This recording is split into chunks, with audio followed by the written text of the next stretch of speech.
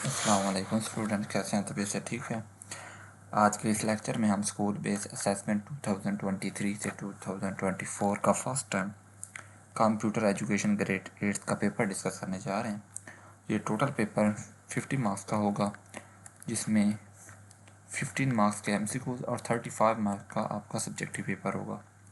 Total 50 marks हो गए और टाइम इसके लिए जो है वो सॉल्व करने के लिए होगा 1 घंटा और 30 मिनट्स। आइए हम इसका ऑब्जेक्टिव देख लेते हैं।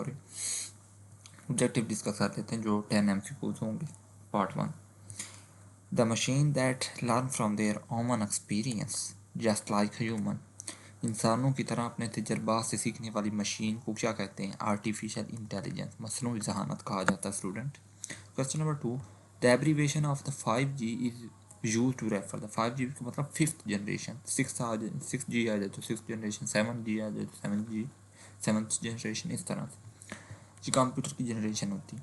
क्वेश्चन नंबर 3 ये है, select the year in which GPS was first time use for automobiles.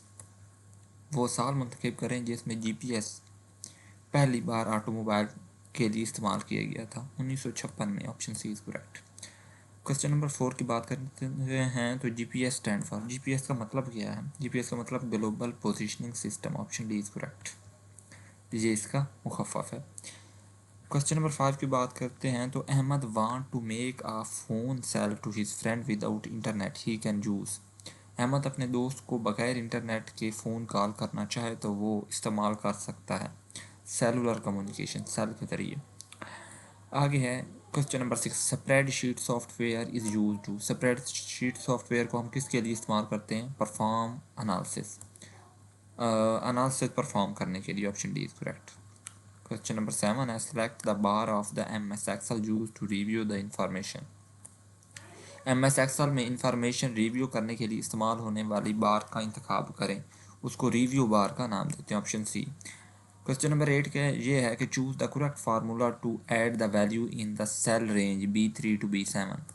B3 से B7 तक वैल्यू को जमा करने के लिए दुरुस्त फार्मूले का इंतखाब करें। इसका जो आंसर होगा स्टूडेंट वो ये है, SM B3 ratio B7। Option C is correct.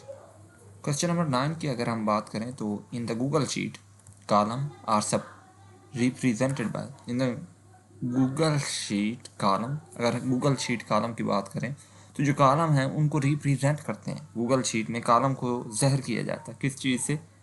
Letter से। Option B is correct. Identify the type of the chart in given picture. इस आपको दी गई पिक्चर में कॉलम की निशानदही करें। दी गई तस्वीर चार्ट की किस्म है, ये किस चार्ट की किस्म? लाइन चार्ट की, पाई चार्ट की, एरिया चार्ट की। तो ये इस तरह से हों तो कॉलम कहलाते हैं। तो ये कॉलम चार्ट की एक टाइप है। यहाँ तक एमसीक्यूज में कोई मसला नहीं होना चाहिए स्टूडेंट, आपको आने चाहिए। सब्जेक्टिव की अगर हम बात करें तो सब्जेक्टिव में क्या है? Write the step to resize the column in MS Excel। इसके 3 मार्क्स हैं। क्वेश्चन नंबर 11, क्वेश्चन नंबर 12 और क्वेश्चन नंबर 13, इसके 3 पार्ट हैं, A, B एंड C।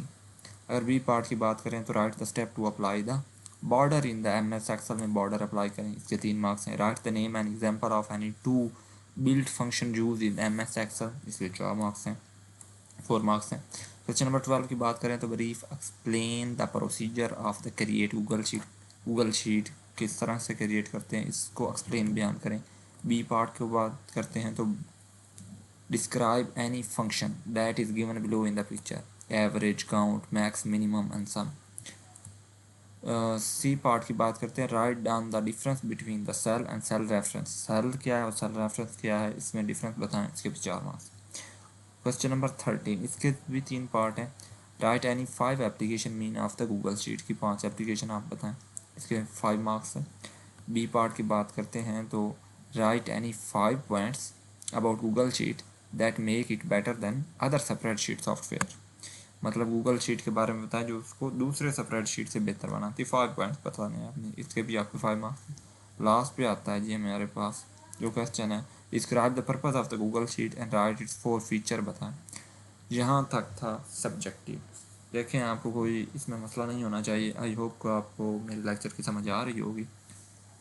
और किसी किस्म का कोई इशू है लेक्चर के रिगार्डिंग तो आप कमेंट सेक्शन में कमेंट करें, मैं उसका आंसर ज़रूर दूंगा। अगर आपको इसके सब्जेक्टिव पार्ट चाहिए सॉल्व, तो वो भी मेरे पास मौजूद है, वो भी अगर आपको चाहिए तो वो कमेंट करें, मैं आपको वो भी प्रोवाइड कर दूंगा, ताकि आप पेपर की तैयारी अच्छी तरीके से कर सकें और दूसरे दोस्तों के साथ भी इसको शेयर करें, ताकि वो भी इस वीडियो से इस्तेफ़ादा हासिल करते हैं, इस्तेफ़ादा हासिल कर सकें। मिलते हैं नेक्स्ट वीडियो के साथ, तब तक अपना ख्याल रखिएगा। अल्लाह हाफ़िज़।